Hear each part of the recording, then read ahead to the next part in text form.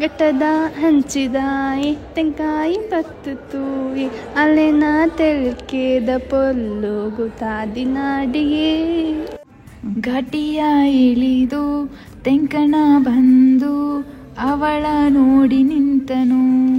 ಕಡಲ ಬೀಸು ಗಾಳಿಗವಳು ಮಾತನಾಡಲು ಕೇಳದ ಪಿಸು ಮಾತಿಗವನು ಮರುಳನಾದನು. ನಗ್ನಗ್ತಾ ನನ್ನ ಮನಸಾಗ ಎತ್ಕೊಂಡು ಹೋಯ್ತವಳಲು ಅಯ್ಯಯ್ಯೋ ನಗ್ತಾಳ ಅಯ್ಯಯ್ಯೋ ನಗ್ತಾಳ. ಮನದ ಹಿಂದಾರಿಲಿ ಬರದೇ ಕವಲು ಆ ಕವಲು ದಾರಿಗೆ ಕವಲ. ಮರುಭೂಮಿಯಲಿ ಹೆಜ್ಜೆ ಗುರುತು ಆ ಗುರುತೇ ನಿನ್ನಯ ನೆರಳ.